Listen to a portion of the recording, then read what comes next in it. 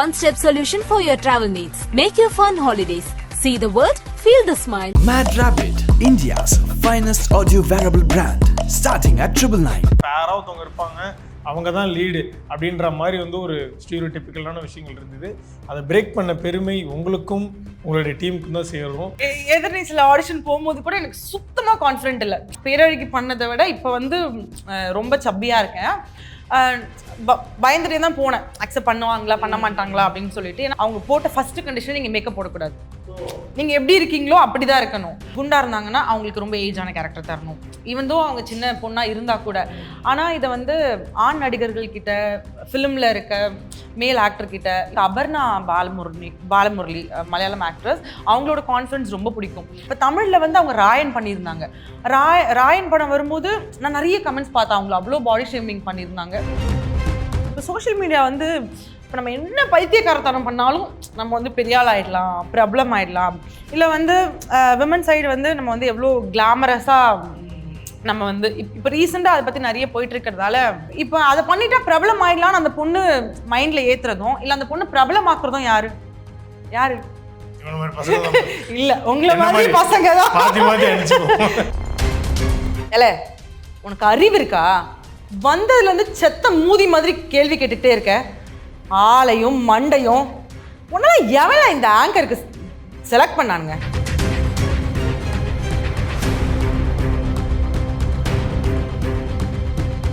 First எப்படின்னா இந்த சீரியல்லாம் வந்து ஒரு stereotype towards the audience create பண்ணிடும். இப்போ நீங்கள் வந்து பேரழகியில் வந்து லீடாக பண்ணுறீங்க, அதுக்கான ஒரு ரெஸ்பான்ஸ் கிடச்சிருக்கும், அதுக்கு பழக்கப்பட்டிருப்பீங்க, எல்லாரும் மனசுக்குள்ளே அப்படியே வச்சுருப்பாங்க ஃபார் லைஃப் டைம் இந்த சீரியல் லீட் இவங்க அப்படின்னு சொல்லி.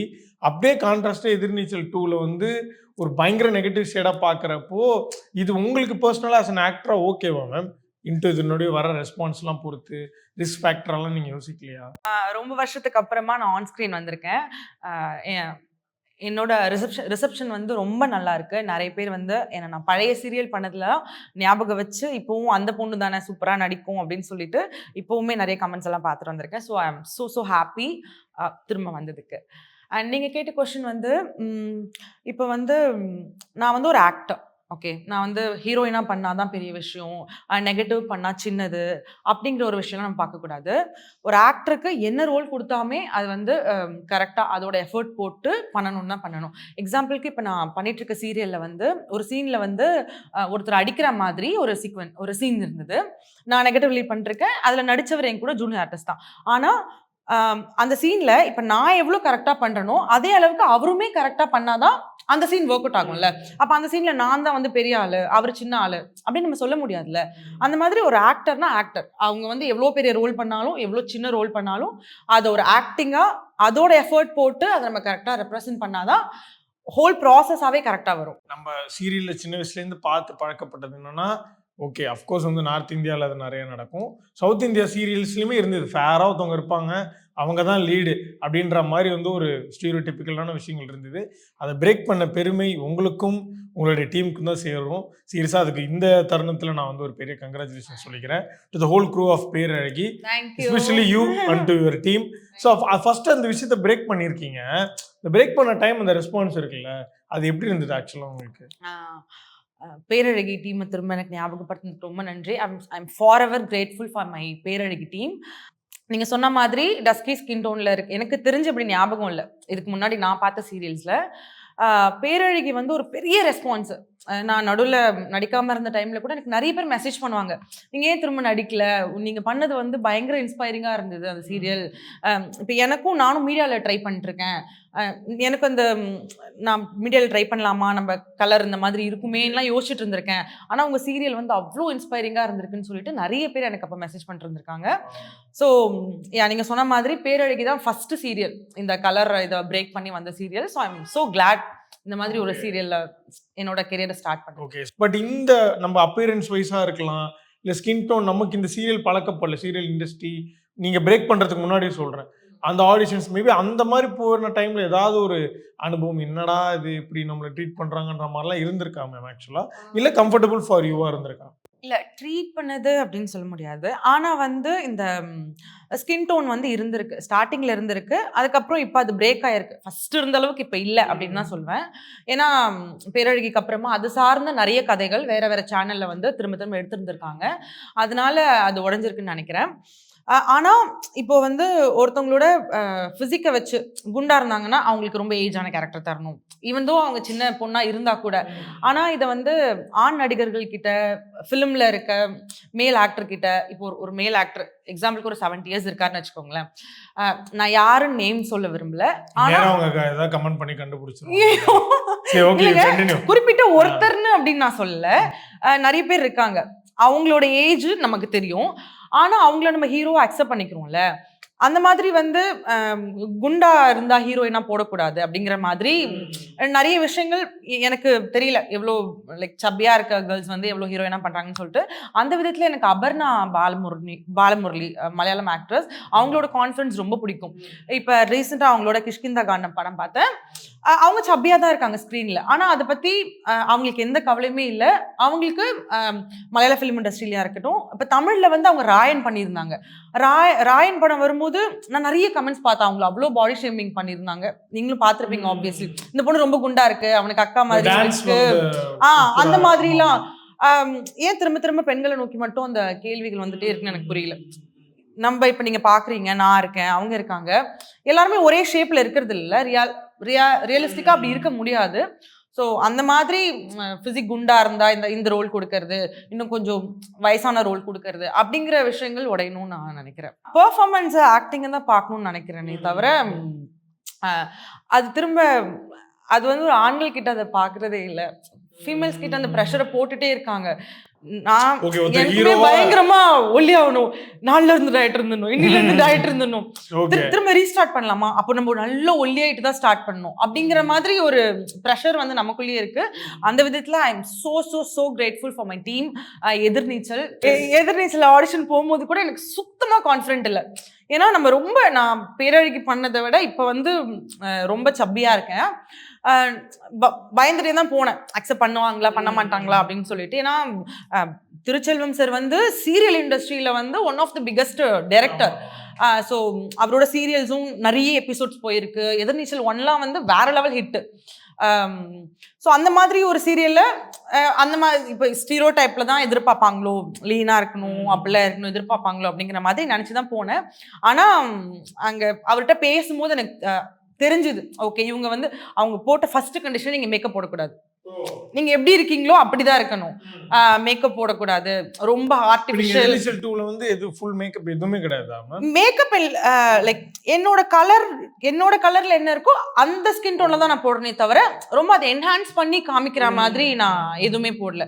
ஏன்னா டைம் போக போக ரொம்ப டல் ஆகும், மேக்கப் போட்டால் கொஞ்சம் ஃப்ரெஷ்னஸா இருக்குங்கிற காரணத்துக்காக தவிர இப்போ என்னோட ஸ்கின் டோனை தாண்டி வேற ஒரு ஸ்கின் டோன்ல நான் மேக்கப் போடல. முந்தானேத்து எபிசோட் டெலிகாஸ்ட்லாம் சும்மா எடுத்து கொண்டை மட்டும் தான் போட்டிருந்தேன். அப்புறம் சாரியை சும்மா வீட்டில் எப்படி இருப்பாங்களோ அந்த மாதிரி தான் நான் போட்டிருந்தேன். ஸோ அந்த விதத்தில் பேரழகி எப்படி எனக்கு ஒரு நல்ல டீம் கூட நான் ஒர்க் பண்ணணும், அந்த மாதிரி எதிர்நீச்சலும் வந்து the best team to work with. Ma'am அந்த டயலாக் ஸ்லாங் மட்டும் எங்களுக்கு பேசி காட்டுங்க. இல்ல உனக்கு அறிவு இருக்கா? வந்ததுல இருந்து செத்த மூதி மாதிரி கேள்வி கேட்டுட்டே இருக்க, ஆளையும் மண்டையும் உன்னால எவன இந்த ஆங்கருக்கு செலக்ட் பண்ணானுங்க? சே, அறிவு இருக்கா உனக்கு? வெக்கமா இல்ல? ஒன்னோட தான் திட்டிட்டு இருக்கேன், இப்படி சிரிச்சுட்டு இருக்க. யார் உங்க ப்ரொடியூசரு? கூப்பிடு அவங்கள. ஐயோ, நானே கேட்டு வாங்கிக்கிட்டேன். But thank you so much ma'am. Thiruchelvam sir வந்து நீங்கள் சொன்ன மாதிரி one of the finest directors in serial இண்டஸ்ட்ரின்னு கூட சொல்லலாம். ஸோ அவரோட வே ஆஃப் அந்த ஃபிலிம் மேக்கிங், இந்த ஒரு சீரியல் எடுக்கிற ஒரு விதம் இருக்குல்ல, ஸோ அவர் வந்து ஒரு சொன்னதாக கேள்விப்பட்டிருக்கோம். இப்போ வந்து நான் வந்து ஒரு கேரக்டர் சூஸ் பண்ணுறேன், அவங்கள நான் பார்த்து கரெக்டாக எடுத்துருவேன், அவங்கக்கிட்ட என்ன ப்ளஸ்ஸாக இருக்கோ அதை நான் எழுதின கேரக்டருக்கு வந்து அவங்கக்கிட்ட கொடுத்துருவேன், அதை அவங்க பெர்ஃபார்ம் பண்ணிப்பாங்க, என்னுடைய வேலை நான் கரெக்டாக அவங்கள சூஸ் பண்ணுறது மட்டும்தான்னு அவர் சொன்னது வந்து பயங்கர ஒரு ஸ்மார்ட்டான ஒரு விஷயமா இருந்தது. ஸோ உங்களை பொறுத்த வரைக்கும் திருச்செல்வம் சார் பயங்கரமாக வேக்க வச்ச ஒரு விஷயம் லேர்னிங் ப்ராசஸ் ஒர்க்கிங் வித். நான் இப்போ ஷூட் போய் கொஞ்ச நாள் தான் ஆகுது. ஸோ அதான், ஆனால் கொஞ்சம் கொஞ்சமாக கற்றுட்டு இருக்கேன் அவர்கிட்ட இருந்து. கோ ஆக்டர்ஸ் இருக்காங்கல்ல எதிர்நீச்சல்ல, பிடி மேமா இருக்கட்டும், ஹரிப்ரியா அவங்களா இருக்கட்டும், பார்வதி கனிகா மேமா இருக்கட்டும், அவங்கெல்லாம் வந்து சார் வந்து ஒரு சீன் சொல்லிடுறாரு, இவங்க அதுல வேற என்ன என்ஹான்ஸ் பண்ண முடியும், அந்த சீனை இன்னும் இன்ட்ரெஸ்டிங்கா என்ன கொண்டு போக முடியும், அந்த கேரக்டர்ல இருந்தே ஏதாச்சும் கவுண்டர் போடுறதா இருக்கட்டும், இல்ல எமோஷனல் சீக்வன்ஸா இருந்தா அதுல இன்னும் கொஞ்சம் ஆட் பண்றதா இருக்கட்டும். ஒரு நான் நினைக்கிற ஒரு நல்ல டைரக்டர் வந்து ஒரு ஆர்டிஸ்ட் கிட்ட இப்படிதான் நடிக்கணும், அப்படிதான் நடிக்கணும் அப்படிங்கிற விஷயத்த ஆர்டிஸ்ட்க்கு கொஞ்சம் இன்னும் கொஞ்சம் ஃப்ரீடம் கொடுக்கலாம். ஏன்னா அவங்களும் ஒரு ஆக்டர் தானே, அவங்களும் கொஞ்சம் ஆக்டிங் சம்பந்தமா கொஞ்சம் லேர்ன் பண்ணி வந்திருப்பாங்க. அந்த விதத்துல வந்து திருச்செல்வம் சார் வந்து எங்களுக்கு கிடைச்ச கிஃப்ட்னு நான் நினைக்கிறேன். ஏன்னா அவரு அந்த கேரக்டருக்கு அந்த கேரக்டர்ல நீங்க எவ்வளவு பெஸ்டா பண்ண முடியுமோ நீங்க பண்ணலாம், நோ பண்ணக்கூடாது அதெல்லாம் சொல்ல மாட்டாரு. எனக்கு என்ன சொன்னாருன்னா, கொஞ்சம் ஓவர் ஆக்ட் பண்றமா, கொஞ்சம் கம்மி பண்ணிக்கோ. ஏன்னா ரொம்ப ரியலிஸ்டிக்கா இப்போ நான் ஒரு டைப் ஆஃப் ஆக்டிங் வந்து ப்ராக்டிஸ் பண்ணியிருப்பேன், இல்ல இந்த கேரக்டரை நான் புரிஞ்சுக்கிற விதம் ஒன்று இருக்கும். இப்போ அவர் தானே ரைட்டர், அவர் தானே அவரோட பிரெயின்ல இருந்து தான் அந்த கேரக்டர் வந்திருக்கு. ஸோ அந்த கேரக்டர் அவர் எப்படி நினைச்சாரோ அதன்படி வெளிக்கொண்டு வரணும்னு தான் நினைச்சாரு. அதுக்காக சில விஷயங்கள்லாம் சொன்னாரு. ஒரே பிரீத்ல பேசணும், அதுக்கப்புறம் இப்ப நான் பேசும்போதே ரொம்ப கையெல்லாம் ஆட்டி அது மாதிரிலாம் பேசுறேன், அவ்வளோலாம் வேணா, இன்னும் கொஞ்சம் சட்டிலா கம்மி பண்ணிக்கலாம் அப்படிங்கிற மாதிரி விஷயம்லாம். அண்ட் சீரியலை பொறுத்த வரைக்கும் ப்ரிப்ரேஷனுக்கான டைம் அவ்வளோவா இருக்காது. சினிமானா முன்னாடியே நமக்கு வந்து ஃபிலிம் ஆரம்பிக்கிறதுக்கு முன்னாடி இப்போலாம் வந்து நிறைய டீமில் வந்து ஒர்க் ஷாப்லாம் வைக்கிறாங்க. சீரியலுக்கு வந்து அவ்வளோ டைம் கிடைக்காது நமக்கு. இந்த கேரக்டர் தான் சொல்லிடுவாங்க, இப்போ நான் நெகட்டிவ்னு சொல்லிடுவாங்க, காலையில் தான் சீன் பேப்பர் வரும். ஸோ அந்த டைமில் நம்ம எந்த அளவுக்கு ஸ்மார்ட்டாக யோசிச்சு இன்னும் பெட்டராக அந்த சீனை பண்ண முடியும் அப்படிங்கிறது அந்த ப்ரிப்ரேஷனில் தான் இருக்குது. இப்போ ரீசெண்டாக கூட அபூர்வ சிங்கீதம்னு சொல்லிட்டு ஒரு ஷோ வந்தது. அதில் வந்து சிங்கீதம் ஸ்ரீனிவாசன் சாரோட ட்ரிபியூட் மாதிரி பண்ணாங்க. அதில் வந்து கமல்ஹாசன் சார் பார்த்துருப்பீங்க, அபூர்வ சகோதரர்கள் படத்தில் வந்து அந்த யானை கூட அடிச்சு ஒன்று நினைச்சா அது வந்து அவர் இப்போ சொல்லும் போது கூட அவ்வளோ ஹாப்பியாக சொல்கிறாரு. ஸோ ஒரு ஆக்டரோட விஷயம் அதான் நினைக்கிறேன். இப்போ நம்ம ஒரு சீன் பண்ணுறோம்ல, அந்த சீனுக்கு பண்ணுற மெனக்கடல்கள் இருக்குல்ல. அபூர்வ சகோதரர்கள் ரிலீஸ் ஆகி 25-30 வருஷம் ஆயிருக்கும்னு நினைக்கிறேன். இன்னுமே அவர் வந்து அந்த சீனை அவ்வளோ என்ஜாய் பண்ணி சொன்னதுதான் இப்போ நம்ம ஸ்கிரீன்ல பாக்குறோம். அதை நம்ம பார்க்கும்போது எவ்வளோ ஒரு அழகான அவுட்டா வந்திருக்கு. ஸோ ஒரு ஆர்டிஸ்டோட மெனக்கெடல் தான் அந்த சீனை இன்னும் கொஞ்சம் அழகாக்குதுன்னு நினைக்கிறேன். எனக்கு என்னன்னா மேம், நிறைய விஷயங்கள் உங்க ப்ரொஃபைல்லேருந்து நான் எடுத்தேன். அதில் ஃபர்ஸ்ட் வந்து Nayanthara ma'am, you are my inspiration அப்படின்னு ஒரு போஸ்ட் போட்டிருந்தீங்க. சொல்லுங்க ma'am, which director are you going to get married? இல்ல அந்த விஷயத்துல இன்ஸ்பிரேஷன் இல்ல, அது அவங்களோட தனிப்பட்ட விஷயம். டைரக்டர் எனக்கு அவங்க தான் இன்ஸ்பிரேஷன். விக்னேஸ்வரன் தான். அப்படியே நீங்களும் விக்னேஸ்வரன் மாதிரி கல்யாணம் பண்ணிக்க போறீங்க? எவ்வளவு ஏஜ் ஆனாலும் பரவாயில்ல, நயன்தாரா மாதிரி முதல்ல கல்யாணம் பண்ணணும்னு தான் யோசிச்சுட்டு இருக்கேன். I am so happy for her. அந்த மாதிரி ஒரு ஹஸ்பண்ட் கிடைக்கிறது கொடுத்து வச்சிருக்கணும்லங்க. எனக்கு சொல்ல வரீங்களோ நினைச்சேன். ஐ அம் சோ ஹாப்பி ஃபார் யூன்ட்டு. ஏன் இல்ல, ஒரு வாழ்த்து சொல்றீங்களோ, விஷ் பண்றீங்களோ நினைச்சேன். உங்களுக்கும் thank you ma'am. Okay. So yeah, அவங்க ஒன் ஆஃப் த இன்ஸ்பிரேஷன். எனக்கு ரீசெண்டாக அவங்க எப்பவுமே ரொம்ப ஓப்பன் தாங்க. நிறைய பேர் அவங்களுக்கு நடிக்க தெரில, அந்த இதுக்கெல்லாம் அவங்க தகுதியானவங்க இல்லை அப்படின்னு சொல்கிறாங்க. அவங்களே இப்போ ரீசெண்டாக ஒரு இன்டர்வியூவில், நான் வந்து போய் நடித்து ஆஸ்கர்லாம் வாங்க போகிறது இல்லை, நான் வந்து நான் வந்து எனக்கு கொடுக்குற ரோல் நான் கரெக்டாக பண்ணுவேன் அவ்வளோதான் அப்படின்னு அவங்களே சொல்லிக்கிறாங்க. ஆனாலும் அவங்க வந்து ஃபிலிம் இண்டஸ்ட்ரியே ஒரு போராட்டம் தான். இன்னைக்கு இருக்க மாதிரி நாளைக்கு இருக்காது, அதுக்கப்புறம் இருக்காது, எல்லாருக்குமே அது வந்து ஒரு மேண்டேட்ரி. நீங்கள் இண்டஸ்ட்ரிக்கு வரதுக்கு முன்னாடி உங்கள் மைண்ட் செட் பண்ணிக்கணும், இன்னைக்கு நம்ம இவ்வளோ பெரிய இடத்துல இருக்கும், நாளைக்கு அது இல்லாமே போகலாம் அப்படிங்கிற மைண்ட் செட் வந்துருக்கணும். ஆனால் ஒரு விமனா இங்கே வந்து இவ்வளோ போராட்டத்துக்கு நடுவில் இன்னுமே ஒரு பெரிய இடத்துல இருக்காங்கல்ல, அது வந்து கண்டிப்பாக ஒரு பெரிய பாராட்டக்கூடிய விஷயம் தான். அப்புறம் அவங்க உழைப்பை நான் பெருசாக நினைக்கிறேன். ஏன்னா இங்கே வந்து அந்த உழைப்பை வந்து யாருமே பெருசாக பேசுறது இல்லை. கிளாம் பண்ணுறாங்க, அது பண்ணுறாங்க, இது பண்ணுறாங்க அப்படின்னு பேசுகிறாங்க. ஆனால் 20 இயர்ஸாக ஒரு பொண்ணு டெய்லி வேலைக்கு போகிறா. டெய்லி ஷூட் போகிறது வந்து அவ்வளோ ஈஸியான விஷயமே இல்லை. காசு கொடுக்குறாங்கல்ல, அதுக்கு தான் நடிக்கிறீங்க அதெல்லாம் தள்ளி வச்சிடலாம். காசு கொடுக்குறாங்களோ கொடுக்கலையோ ஓகேவா, ஆனால் அவங்களோட உழைப்பு இருக்குல்ல, அந்த விஷயம் வந்து காலையில் அவங்க 6 மணிக்கு ஸ்பாட்டுக்கு போயிடணும். அப்போ எத்தனை மணிக்கு எந்திரிக்கணும், ஃபிசிக் மெயின்டைன் பண்ணணும். அப்புறம் இண்டஸ்ட்ரியில் வந்தாலே இவங்க பேசுறது, அது பேசுவாங்க, இது பேசுவாங்க, அவங்களோட பர்சனல் லைஃப்பில் தலையிடுவாங்க. இதெல்லாம் தாண்டி 20 இயர்ஸாக இன்னைக்கு ஒரு பொசிஷனில் நிற்கிறாங்க. அந்த விதத்தில் த்ரிஷா மேமும் பெரிய பெரிய விஷயம். அப்புறம் இந்த உழைப்புன்னு சொல்லும்போது இப்போ நான் நயன்தாரா மேம் எந்த அளவுக்கு பெருசாக யோசிக்கிறேனோ அதே அளவுக்கு ஒரு ஆட்டோ ஓட்டுற அக்காவையும் யோசிக்கிறேன். ஏன்னா அவங்க சின்ன குழந்தை ஆட்டோவில் நிறைய நான் போவேன். சின்ன குழந்தை வீட்டில் இருக்கும், விட்டுட்டு வந்து ஆட்டோ ஓட்டுவாங்க. ஏன்னா அவங்க குடும்பத்தை அவங்க தான் பார்த்துக்க வேண்டிய விஷயமா இருக்கும். காலையில் வீட்டு வேலைக்கு எதனா போயிட்டு மதியானத்துக்கு மேலே வந்து ஆட்டோ ஓட்டுறேன்னு சொல்லியிருக்காங்க. ஸோ இந்த உழைக்கிற மக்களை வந்து எனக்கு எப்பவுமே ரொம்ப இன்ஸ்பைரிங்காக இருந்திருக்காங்க எல்லா விஷயத்துலையும். போஸ்ட் பார்க்குறப்போ like I found you are Periyarist too. So ஒரு பக்கம் வந்து நீங்கள் பயங்கரமான புரட்சிகரமான ஒரு பெண்ணும் நான் எங்களுக்கு தெரியும். ஸோ நீங்கள் அது லைக் எப்போலேருந்து மேம் அந்த மாதிரி நீங்கள் இந்த மாதிரி யோசிக்க ஆரம்பிச்சு இன்டூயிட்டாக நீங்கள் இருக்கீங்க, பார்க்க ஆரம்பிக்கிறீங்க சொசைட்டி, அந்த மாதிரி ஸ்டேஜஸ்லாம் எப்போ வந்தது? ஆக்சுவலி சின்ன வயசுல இருந்து நமக்கு இதெல்லாம் எதுவுமே தெரியாது. ஏன்னா நமக்கு பெரியாரை படிக்கவே விடலை. அவர் யாருன்னே நமக்கு தெரியாது. நம்ம கொஞ்சம் வளர்ந்தும் போதுதான் எதனா நமக்கு தோன்றது பேசின. இப்ப நீங்க சொன்னீங்கல்ல, ஓ நீ பெரியாரிஸ்டா, நீ புரட்சிலாம் பேசுறியா? ஜெனரலா அப்படிதான். இப்ப வந்து ஒருத்தவங்க வந்து இன்ஸ்டால வந்து ஒரு சாமி கும்பிட்டு இல்ல சொல்றேன், சாமி கும்பிட்டு சாமியை பத்தி எதனா ரீல் போட்டா அதுக்கு கீழே அவ்வளோ நிறைய குட் கமெண்ட், சூப்பர், நீங்க அப்படி செம்ம அப்படிலாம் பேசுறாங்க. ஆனா பெரியாரை பத்தி ஒரு விஷயம் பேசினாலே அது வந்து கீழே வந்து அவ்வளோ பேட் கமெண்ட்ஸ் போடுறது. அப்ப நமக்கும் யாரு அப்படின்னு தெரிஞ்சுக்கணும் அப்படின்னு யோசிக்கும் போது தான் ஓகே, விமன்ஸ்க்காக, படிப்புக்காக, விமன்ஸோட முன்னேற்றத்துக்காக இவ்வளோ விஷயங்கள் இங்கே ஒருத்தர் தொடர்ந்து பேசிக்கிட்டே இருந்தார். இப்போ கூட அதுதான் வந்து ஒரு ஹாட் டாபிக்காக போயிட்டு இருக்கு. ஸோ இதெல்லாம் வந்து இப்போ ஒரு 18 வயசுல ஓட்டு போடணும். 18 வயசுல நமக்கு அரசியலை பத்தி தெரியுமா? உங்களுக்கு தெரியுமா? எனக்கு எதுவுமே எத்தனை கட்சி இருக்குன்னு கூட தெரியாது. இப்பயும் தெரியாதா?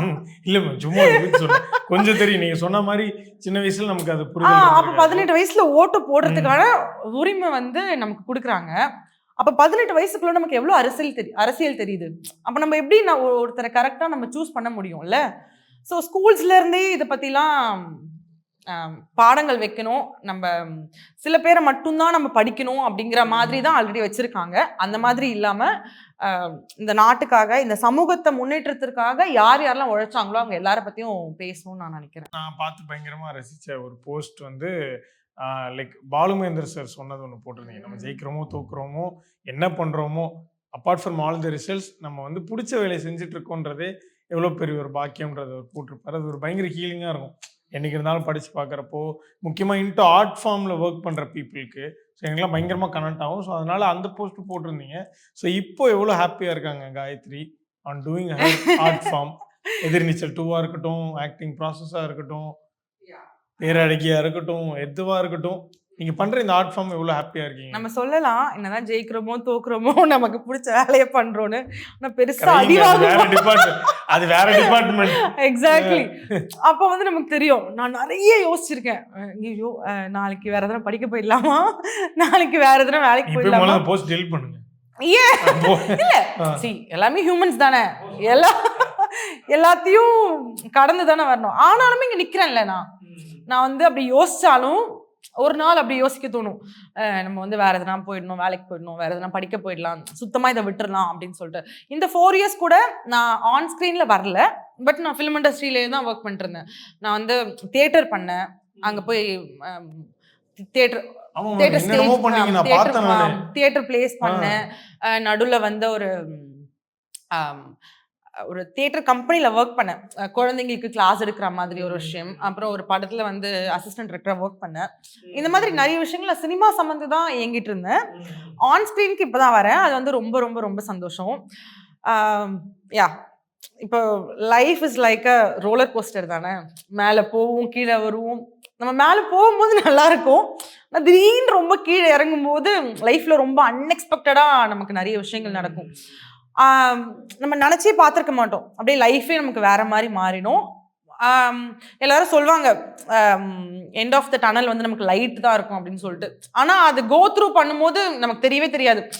என்னடா இப்படி இருக்கு நம்ம லைஃப். ஒரு மார்னிங்கும் எந்திரிக்கும் போது அப்படிதான் இருக்கும். ஐயோ என்னடா நம்ம லைஃப் இப்படி ஆயிடுச்சு, நம்ம வேற மாதிரி ஒன்று நினைச்சுமே, இந்த மாதிரி இருக்குமே, நமக்கு அப்புறமா வந்தவங்க எல்லாம் நல்ல லெவலுக்கு போயிட்டாங்களே. பொறாமன்னு சொல்ல முடியாது, ஆனால் நம்ம லைஃப்பை வேஸ்ட் பண்ணிட்டோமோ, நிறைய ராங்கான டிசிஷன்ஸ்லாம் எடுத்துட்டோமோ, அப்படி இப்படின்னு நிறைய விஷயங்கள் இருக்கும். பட் அதெல்லாம் தாண்டி இல்லை, நீ உனக்கு உண்மையாக ஒர்க் பண்ணியிருக்க, உனக்கு வந்து இன்னைக்கு இப்படி ஒரு சீரியல் கிடைக்க போகுது அப்படின்னு ஒன்று நடந்திருக்கிறது வந்து I am so so so happy and grateful. And yeah ஒரு விஷயம் நமக்கு வேணும்னா அதுக்கு உண்மையா உழைச்சா it will come to you. Okay, நீங்க சொன்னீங்களே முன்னாடி நம்ம சீரியல் பண்ண அந்த பேரழகியை வச்சு கூட இன்னி வரைக்கும் பேசிட்டு இருக்காங்கன்னு. அஃப்கோர்ஸ் இப்போ எதிர்நீச்சல் 2க்கும் அதுக்கான ரெஸ்பான்ஸ் இருக்கும். டுவர்ட்ஸ் யூ அந்த ஒரு கான்ஸ்டன்ட் லவ் கிடைக்குதுல்ல. ஸோ உங்க ஃபேன்ஸுக்கு ஏதாவது சொல்ல விருப்பப்படுறீங்களா? சீரியல் பார்த்து ரசிச்சு உங்களுக்கு டெக்ஸ்ட் பண்றவங்களுக்கு, நேரில் பார்த்து ரெகக்னைஸ் பண்ணி கேட்குற நம்ம வீட்டில் பார்க்குற அம்மாக்கள், அவங்களுக்குலாம் ஏதாவது நீங்க வாண்ட் டு? ஓகே, என்ன தயவு செஞ்சு திட்டாதீங்க. ஃபர்ஸ்ட் ஆஃப் ஆல் என்ன எதிர்நீச்சல்ல பயங்கரமான ஒரு நெகட்டிவ் ரோல் பண்ணுறேன்.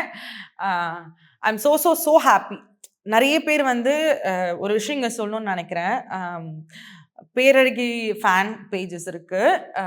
ரேவதி ஜெயக்குமார்னு ஒருத்தவங்க இருக்காங்க. அவங்க வந்து கண்டினியூஸாக நான் இந்த 4 years நான் வந்து ஒர்க் பண்ணல, ஆனாலும் நான் எதனா ஃபோட்டோ போட்டால் ரீபோஸ்ட் பண்ணுறது, நிறைய பேர் நம்மளை பார்த்து பேசணும் அதெல்லாம் அவசியம் இல்லை. ஆனால் ஒருத்தவங்க கான்ஸ்டன்ட்டாக அதை பண்ணிட்டே இருக்காங்கல்ல, அது வந்து எனக்கே சம்டைம்ஸ் இப்படி நம்மள நம்புறாங்கல்ல, ஏதாவது ஒன்று பண்ணிட்டு அந்த மாதிரி ஒரு இது இருக்கும். ஸோ ஆடியன்ஸ் கிட்ட இருந்து ரொம்ப கான்ஸ்டன்ட் சப்போர்ட் வந்திருக்கு. எதிர்நீச்சல் 2க்கு அப்புறமா நான் ஒரு பேக்கரி போயிருந்தேன், ஏதோ பஃப் ஏதோ வாங்குறதுக்கு. அங்கே ஒரு தாத்தா வந்து ஒரு தாத்தா வந்திருந்தாரு. அந்த தாத்தா அப்படின்னு சொன்னாரு. என்ன அப்படின்னு கேட்டேன். நீங்க வந்து அறிவுக்கரசி தானே அப்படின்னு சொன்னாரு. ஆமாம்மா அப்படின்னு சொன்னேன். அதுக்கப்புறம் என் தள்ள கை வச்சு காட் பிளஸ் யூமா, நல்ல அவர் கோவம்லாம் வரல, இல்ல காட் பிளஸ் யூமா, ரொம்ப நல்லா பெர்ஃபார்ம் பண்றீங்க. இது ரொம்ப குவிக்கான ரெஸ்பான்ஸ். இப்பதான் நான் டெலிகாஸ்ட் ஆயிருக்கேன், அதுக்குள்ள வந்திருக்கிறது வந்து பெரிய ரெஸ்பான்ஸா இருந்தது. இப்போ நீங்க இதுக்கு முன்னாடி ப்ரீவியஸா சொன்னீங்கல்ல, நிறைய நம்ம வந்து அப்ஸ் போறப்ப ஹாப்பியா இருக்கும், டவுன் வரப்ப நமக்கு அந்த கோத்ரூ பண்ற ஒரு விஷயங்கள் கடுப்பா இருக்கும்ட்டு. கோவிட் டைம்ல அஃப்கோர்ஸ் உங்களுக்கு ஒரு சீரியல் டிராப் ஆச்சு இல்ல மேம்? எனக்கு டிராப் ஆகல, ஏன்னா அந்த கோவிட் டைமே எல்லாருக்கும் ஒரு பேட் டைம். இருப்போமா இல்லையான்றதே அது ஒரு ஃபேஸ். அதை தாண்டி ஒரு சீரியல் ஹிட் ஆகுது, நம்ம இருக்கோம், அடுத்த ஒரு ப்ராசஸ் ஒன்று பண்ணிருக்கோன்றப்ப அது அங்கே பிரேக் ஆகுது. அந்த கொஷின் மார்க் இருக்கும்ல. நீங்க சொன்ன மாதிரி அன்னைக்கு அந்த நைட்டு கடக்க எந்த விஷயங்கள் உங்களுக்கு மோட்டிவேஷனலா இருந்தது? லைஃபே அப்படிதானே. எனக்கு இந்த 3 years 4 years கத்து கொடுத்தது வந்து அதுதான். லைஃபே இப்படிதான், உனக்கு பிடிச்சாலும் பிடிக்கலனாலும் நீ வாழ்ந்துதான் ஆகணும், இருந்துதான் இருக்கணும். சர்வைவல். ஆமா, சர்வைவல் தான் லைஃபே. ஏன்னா சமந்தா மேமா இருக்கட்டும், எல்லாருக்குமே லைஃப்ல ஒரு பெரிய அடி விழுதுல டக்குன்னு, ஹெல்த் விஷயமா இருக்கட்டும், எந்த விஷயமா இருக்கட்டும் சொல்றேன். ஸோ அப்ப அதுல இருந்து நம்ம வெளியில வந்துதான் ஆகணும். நம்ம ஈஸியாக அப்படியே அதை கிராஸ் பண்ணி போயிடவே முடியாது. எல்லாருக்குமே இங்கே ஒரு ப்ராப்ளம் இருக்குது. ஸோ நம்ம லைஃப்பில் எந்த அளவுக்கு நம்ம நல்ல இடத்துக்கு போகணும்னு நினைக்கிறோமோ அந்த அளவுக்கு நமக்கு லைஃப்பில் ஸ்ட்ரகிள்ஸ் இருக்கும். இந்த கடவுள் ஸ்ட்ரகிள் கொடுப்பாரு அந்த மாதிரிலாம் சொல்ல, ஆனால் அந்த அளவுக்கு உங்கள் லைஃப்பில் ஸ்ட்ரகிள் இருக்கும். ஏன்னா உங்களோட எய்ம் ரொம்ப பெருசு இல்லை, அப்போ அதுக்கான வேலையுமே நீங்கள் பெருசாக பண்ண வேண்டியது இருக்கும். தொடர்ந்து நிறைய சீரியல் டைப்ஸ் நீங்கள் சீரியல் இண்டஸ்ட்ரியில் பிரேக் பண்ணியிருக்கீங்க. இன்ட்டு ப்ரொமோஷன்ஸ் இந்த இன்டர்வியூஸ்லாம் போகிறப்போ உங்களை காண்டேத்துற மாதிரியான கேள்விகள்லாம் ஒரு சிலது இருக்கும்ல. மேபி உங்கள் இன்டர்வியூவில் இல்லை நீங்கள் பார்க்குற இன்டர்வியூ டிஜிட்டலில் பார்க்குறப்ப இதெல்லாம் என்னடா கேள்வின்னு கேட்குறீங்கன்னு ஏதாவது கடுப்பாக இருக்கும்ல, அந்த மாதிரிலாம் ஏதாவது இருக்கா உங்களுக்கு? எனக்கு சும்மா வந்து ஒரு ஆக்டர் கிட்ட என்ன சோப் யூஸ் பண்ணுறீங்க, ரச சாதம் பிடிக்குமா தயிர் சாதம் பிடிக்குமா, நம்ம இன்டர்வியூ பார்த்தீங்களா? இல்லை நம்ம இன்டர்வியூ பார்த்துருக்கீங்களா? என்னால் பாதிக்கப்பட்டிருந்தீங்கன்னா மன்னிப்பு கேட்டுக்கிறேன். சக ஆங்கர் சார்பாக நான் மன்னிப்பு கேட்டுக்கிறேன். யூஸ் பண்றீங்க இதோடவே நின்னுடுறாங்களோன்னு தோணுது எனக்கு. வந்து ஆக்சுவலா எங்க கேங் கேட்டாங்க, என்ன நீங்க பர்ஃபியூம் மேக்கப் பண்றீங்களா? எங்க கேங் கேட்டாங்க, பாத்தீங்களா யூஸ் பண்றாங்கன்னு கேளுங்க, செம்மையா இருக்கு அப்படின்னாங்க. இதை தாண்டி ஒரு ஆக்டர் கிட்ட கேட்கறதுக்கு நிறைய விஷயங்கள் இருக்கு. இல்லங்க உங்களுக்குன்னு சொல்லல, இல்ல நான் வந்து எல்லா சார்பாவும் எடுத்துக்கிறேன். நான் அதை இவ்வளவு பெரிய மனசு அந்த ஆங்கர் சார்பா நான் அற வாங்கிக்கிறேன். தெரிஞ்சுக்கிறது தானே, எல்லாருக்குமே தெரியாம ஒரு பாயிண்ட்ல இருக்கும். இது எனக்கு ஒரு ஆப்பர்ச்சுனிட்டியா கிடைச்சிருக்கு நான் சொல்றதுக்கு. இப்போ ஏன்னா எனக்கு வந்து நான் ஒரு ஆக்டரோட இன்டர்வியூ பார்க்கும்போது நான் ஈகரா வெயிட் பண்ணிட்டு இருப்பேன். இப்போ எனக்கு நித்யா மேனன் மேம் ரொம்ப பிடிக்கும் ஆஸ் ஆக்டரா. அவங்க வந்து எப்படி ப்ரிப்பேர் பண்றாங்க, நான் டைரக்டா அவங்கள போய் கேட்க முடியாதுல்ல. சரி இன்டர்வியூ மூலயமா தான் ஒரு கனெக்ஷன், அவங்கள பார்க்கலாம் அப்படின்னு சொன்னா அவங்க கிட்ட இதை பத்தி நிறைய பேர் பேசவே மாட்டாங்க. இல்ல அவங்களுமே இதை பத்தி ரொம்ப சீக்ரெட்டா வச்சிருக்காங்களான்னு தெரியல, அவங்களோட இதெல்லாம் சொல்ல மாட்டாங்க. அப்போ ஒரு ஆக்டர் கிட்ட திரும்ப வந்து என்ன பெர்ஃப்யூம் யூஸ் பண்றீங்க, என்ன சாப்பிட பிடிக்கும், இதே தான் கேட்குறீங்களே தவிர அவங்களோட ப்ராசஸ் பத்தி கேட்க மாட்டாங்க, அவங்களோட உழைப்பை பத்தி கேட்க மாட்டாங்க. ஒரு ஆக்டர்னாலே உங்களுக்கு வந்து அட்ஜஸ்ட்மெண்ட் பிரச்சனை இருக்கா, அந்த பிரச்சனை இதே திரும்ப கேட்டுட்டே இருக்காங்க. அதை விட்டுட்டு அறிவு சார்ந்த கொஸ்டினை ஒரு ஆக்டர் கிட்ட கேளுங்க, அவங்களுக்கும் கொஞ்சம் அறிவு இருக்கு, அவங்களும் அதுக்கு பதில் சொல்லுவாங்க அப்படிங்கிற மாதிரி எனக்கு தோணும். நீங்க அந்த மாதிரி தான் நீங்க கேளுங்கடா. இல்ல நீங்க அந்த மாதிரி என்ன கேட்டிருக்கீங்க. ஓகே, அப்ப நான் கேட்டிருக்கேனா? of course thank you so much ma'am. Casting ரிலேட்டடாவும் இப்ப எடுக்கிறப்போ இவ்வளவு ஃபாலோவர்ஸ் இருக்கு இவங்களுக்கு, இவங்க நடிப்புக்கு எடுக்கலான்ற மாதிரி நிறைய விஷயங்கள் மாறிட்டு வருது. நீங்க ஒரு 5-6 இயர்ஸ் முன்னாடி பார்த்த காஸ்டிங் கால் ரிலேட்டடா இருக்கக்கூடிய விஷயங்கள் வேற, இப்ப இருக்கக்கூடிய விஷயங்கள் வேற. இதுல மேபி உங்களுக்கு ஏதாவது பார்த்து ஏதாவது சொல்லணும் இல்லை ஏதாவது ஒரு ஆதங்கங்கள் இருக்கா? சோஷியல் மீடியா ஏரால இருக்கக்கூடிய influences and also into acting அவங்க வராங்கல்ல, அது ரிலேட்டடா ஏன் நடிக்க வரீங்கன்னு கேக்குறீங்களா? என்ன ஏன்டா நீங்களாம் நடிக்க வரீங்க? ஐயோ அதெல்லாம் நான் கேட்கலங்க. யார் வேணா நடிக்கலாம். இது ஒரு ஜனநாயக நாடு. யாருக்கு என்ன பிடிச்சிருக்கோ என்ன வேணா பண்ணலாம். ஆனால் நீங்கள் சொன்ன மாதிரி கொஞ்சம் இண்டஸ்ட்ரியிலையும் வந்து இப்போ எவ்வளோ ஃபாலோவர்ஸ் இருக்காங்க, அதை வச்சு ஒரு ஆக்டரை காஸ்ட் பண்ணுற விஷயம் வந்து கொஞ்சம் சில இடங்களில் நான் பார்த்தேன். எவ்வளோ ஃபாலோவர்ஸ் இருந்தாலும் இல்லைனாலும் அவங்களோட பெர்ஃபார்மன்ஸ் வச்சு தான் நீங்கள் அவங்கள காஸ்ட் பண்ணணும் அப்படிங்கிறது தான் நான் யோசிச்சுட்டு இருக்கேன். ஏன்னா ஒரு ஃபாலோவர்ஸ் வந்து ஒரு ஆக்டரோட வேல்யூவை வந்து இங்கே நிர்ணயிக்க கூடாதுல்ல. இப்போ நான் என்ன பண்ணாலும் எனக்கு ஃபாலோவர்ஸ் வந்துடும். நான் வந்து சும்மா நிறைய நீங்கள் பார்க்குறீங்கல்ல, ஏதாச்சும் கொஞ்சம் அவுட் ஆஃப் த பாக்ஸா மற்றவங்க யாருமே பண்ணாத ஏதாவது ஒரு விஷயத்த நீங்கள் அது டைரெக்டாக நான் ஒருத்தவங்களை ஹர்ட் பண்ணுற மாதிரி சொல்ல வேணான்னு இருக்கேன். அது மாதிரி நீங்கள் நிறைய விஷயங்கள் பண்ணி இங்கே ஃபாலோவர்ஸ் வந்துடும். ஆனால் அது வந்து ஒரு ஆக்டரோட வேல்யூன்னு நிர்ணயிக்காது. இங்கே ஆக்டிங்கிறது வேற. ஸோ அதை வச்சு நீங்கள் இவங்க வந்து இந்த ஆக்ட் பண்ணுவாங்க அப்படின்னு வந்து, ஏன்னா ஒரு 30 செகண்ட்ஸ் போடுற ரீலும் ஒரு ஸ்க்ரீனில் பெர்ஃபார்ம் பண்ணுறதும் ஒன்றும் இல்லை இங்கே. ஸோ ஒரு ஆக்டரை பார்த்தீங்கன்னா அவங்களோட வேல்யூ என்னன்னு பார்க்கணுமே தவிர ஃபாலோவர்ஸ் வச்சு அவங்கள ஜட்ஜ் பண்ணக்கூடாது, இல்லை அவங்கள காசு பண்ணக்கூடாது. நான் ஒரு விஷயம் சொல்லணும்னு நினைக்கிறேன். இப்போ சோஷியல் மீடியா வந்து இப்போ நம்ம என்ன பைத்தியக்காரத்தனம் பண்ணாலும் நம்ம வந்து பெரிய ஆள் ஆகிடலாம், ப்ராப்ளம் ஆகிடலாம். இல்லை வந்து விமன் சைடு வந்து நம்ம வந்து எவ்வளோ கிளாமரஸாக நம்ம வந்து இப்போ ரீசெண்டாக அதை பற்றி நிறைய போயிட்டு இருக்கிறதால யோசித்தேன். கிளாமராக பண்ணால் நம்ம வந்து சீக்கிரமாக ப்ராப்ளம் ஆகிடலாம். இப்போ ரொம்ப ஈஸியாக அந்த பொண்ணு அப்படி பண்ணுதுன்னு அந்த பொண்ணை மட்டும் பாயிண்ட் அவுட் பண்ணிடுவாங்க. நான் என்ன நினைக்கிறேன்னா, ஆஸ் அ சொசைட்டியாகவே அந்த பொண்ணு அப்படி பண்ணுறதுக்கு நம்ம எல்லாருமே தான் காரணம். இப்போ அதை பண்ணிட்டா பிரபலம் ஆயிடலான்னு அந்த பொண்ணு மைண்டில் ஏற்றுறதும் இல்லை அந்த பொண்ணு பிரபலம் ஆக்குறதும் யாரு? இல்லை, உங்களை மாதிரி பசங்க தான். ஸோ நம்ம வந்து அவங்கள கூப்பிட்டு பேட்டி எடுத்து அவங்கள வந்து இதெல்லாம் நான் கிடையாது, என் பின்னாடி ஒரு இயக்கம் இருக்கு, என்னையே அடிக்காதீங்க, அங்க இருக்காங்க, இங்க வாங்க நீங்களும் அடி வாங்குங்க. ஸோ அது இது வந்து மீடியாக்கும் அந்த கன்சர்ன் கொஞ்சம் இருக்கு. கரெக்டா கேட்டீங்க மேம். ஏன்னா திரும்ப அந்த பொண்ணை மட்டுமே இங்க எல்லாருமே பாயிண்ட் அவுட் பண்றாங்க. அது வந்து சைக்கலாஜிக்கலாவும் யோசிச்சு பார்த்தீங்கன்னா அந்த பொண்ணு இதை பண்ணிட்டா நம்ம ப்ராப்ளம் ஆயிடலாம், இதை பண்ணிட்டா நம்மள எல்லாரும் இன்டர்வியூ பண்ணுவாங்க. At the end of the day அந்த பிரபலத்தன்மை அப்படிங்கிற ஒரு விஷயம் தான். ரெண்டு சைடுமே அந்த மென்டலா வந்து பதிச்ச விஷயங்கள் அப்படி ஆயிடுச்சு. நம்ம வந்து அந்த விஷயத்தை ரொம்ப பெரிய விஷயம் ஆக்க கூடாது. அதுல மீடியாவுக்கு வந்து பெரிய பங்கு இருக்குதா, பெரிய பொறுப்பு இருக்கு. ஆமா, நானும் மீடியாவுக்கு ஒரு கோரிக்கை வைக்கிறேன், எங்க டீமுக்கு தான். ஏன் இப்படி பண்றீங்க மேம்? ஆனா நான் சும்மா அப்பார்ட் ஃப்ரம் சும்மா ஜோக்கா சொல்றேன் மேம். நீங்க சென்சிபிளா பேசுனீங்க. பசங்க மட்டும் என்னைக்காவது கிளாமரா போடுறப்போ ஃபாலோவர்ஸ் ஏறட்டும், அன்னைக்கு பாப்பீங்க என் கிளாமர். நீங்கலாம் இப்பதான் பண்ணக்கூடாதுன்னு சொல்றேன். சும்மா சொல்றேன், அப்படிலாம் போடாதீங்கடா. அததான் அவங்க சொல்றாங்க, இப்படி இருக்க கூடாதுன்னு தான் சொல்றாங்க. அதாவது வந்து அப்படி பண்ணா ஃபேமஸ் ஆவாங்கன்னு நினைக்கிற மைண்ட் செட்டும் கிரியேட் பண்றவங்களுக்கும் ரெண்டுமே ஒண்ணுதான். எக்ஸாக்ட்லி. இந்த டைம்ல வந்து உங்களுக்காக நீங்க வந்து நடிக்கணும்னு நினைக்கிறப்போ அந்த கஷ்டப்பட்ட டேஸ்லாம் இருந்திருக்கும். யார் சப்போர்ட்டா உங்களுக்காக இருந்திருக்காங்க மேம்? என் கூட இருந்த எல்லா மனிதர்களும் சப்போர்ட்டிவாக இருந்திருக்காங்க. முக்கியமாக என் லைஃப்பில் என்னோட ஃப்ரெண்ட்ஸு. இப்போது சில பேருக்கு வந்து என்னதான் தனியாக எல்லாத்தையும் பண்ணிடலாம் அப்படிங்கிற ஒரு கான்ஃபிடென்ட் இருந்தாலும் ஒரு மாரல் சப்போர்ட் வேணும். நம்ம கீழே விழும்போது அட்லீஸ்ட் கையை தூக்கிக்கிறதுக்கு ஒரு ஃப்ரெண்டு வேணும். ஃப்ரெண்ட்ஸ்னால் உண்மையான ஃப்ரெண்ட்ஸாக இருக்கணும். நம்ம கிட்ட இருந்து எந்த எக்ஸ்பெக்டேஷனும் இல்லாமல் அப்படி ஒரு ஃப்ரெண்ட் இருக்கணும். அப்படி எனக்கு நிறைய ஃப்ரெண்ட்ஸ் இருக்காங்க. அதுக்கப்புறம் நம்ம டெய்லி லைஃப்பில் சில விஷயங்கள் உண்மையாகவே என்னை ரொம்ப ரொம்ப ஆச்சரியப்படுத்தும். எல்லாருமே ஒரு மனுஷனாக பிறக்கிறோம், ஆனால் மனித தன்மையுள்ள மனுஷனாக இருக்குமா அப்படின்னு கேட்டால் அது கொஞ்சம் டவுட்ஃபுல் தான். இப்போ நான் இப்படி பேசுகிறேங்கிறதுனால நான் அப்படியே தான் இருந்திருக்கேன் அப்படின்னு இல்லை.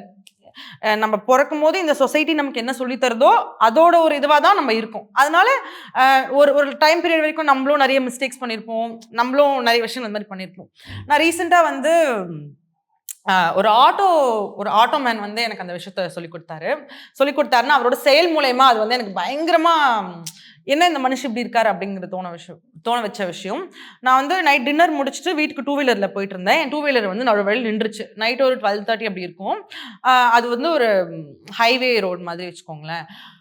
அப்போ வந்து என்ன பண்ணுறதுன்னு தெரியாமல் சரி வண்டி அங்கேயே விட்டுட்டு ஆட்டோவில் வீட்டுக்கு போயிடலாம் அப்படின்னு சொல்லி நானும் என் ஃப்ரெண்டும் போயிருந்தோம். அப்போ ஆட்டோ புக் பண்ணிவிட்டு ஆட்டோ அண்ணா வந்தார். அங்கேயே வண்டி விட்டோம். என்னம்மா பிரச்சனை அப்படிங்கிற மாதிரி கேட்டார். அப்போ நான் சொன்னேன், இல்லை நான் இந்த மாதிரி வண்டி பிரேக் டவுன் ஆயிடுச்சு, இங்கேயே விட்டுட்டு நாளைக்கு காலையில் எடுத்துக்கலாம். அவர் ஒரு நிமிஷம் கூட யோசிக்கல. சரி ஓகேம்மா வாங்கம்மா நான் டோ பண்ணுறேன், வண்டியும் இப்போயே நீங்கள் எடுத்துக்கோங்க அப்படின்னு சொன்னார். இப்போ நார்மலாக அந்த ஆட்டோ போகிற டைமுக்கும் டோ பண்ணிகிட்டே போகிற டைமுக்கும் டிஃப்ரென்ஸ் இருக்கும். அந்த டைமில் அவர் வேறு சவாரி பார்க்கலாம், ஏன்னா அவரும் காசுக்காக தான் ஆட்டோ ஓட்டிகிட்டு இருக்காரு. ஆனால் இதுக்காக நீங்கள் நாளைக்கு காலைல வரணுமா, இப்போ போகிற வழியில் எடுத்துகிட்டு போயிடலாம். யாருன்னே தெரியாத எனக்காக அந்த டைமில் யோசித்து என்னை வீட்டுக்கு கூட்டிகிட்டு போய் ரொம்ப சேஃபாக என் வண்டியுமே டோ பண்ணி எடுத்துகிட்டு வந்து விட்டார். ஸோ இந்த மாதிரி சக மனுஷனுக்கு ஹெல்ப் பண்ணுற ஒரு மனுஷனாக மனித தன்மையுள்ள ஒரு மனுஷனாக இருக்கணும்னு நான் நினைக்கிறேன். எங்க மேம் இங்க இருக்கேன், லிஃப்டே கொடுக்க மாட்டாங்க மேம் இவங்க எல்லாம். நீங்களும் அந்த மாதிரி நடந்துக்கணும்ல, அது அவங்க கிட்ட கேட்டா தெரியும். வண்டி எல்லாம் இப்பதான் உங்களை பத்தி திட்டிட்டு இருந்தாங்க. மெட்ரோல கூட விட மாட்டாங்க மேம், பக்கத்துல இங்க கூட சொல்லி கேட்பேன் ma'am. Thank you ma'am, thank you so much. ரொம்ப நன்றி. One step solution for your travel needs. Make your fun holidays. See the world, feel the smile. Mad Rabbit, India's finest audio wearable brand, starting at 999.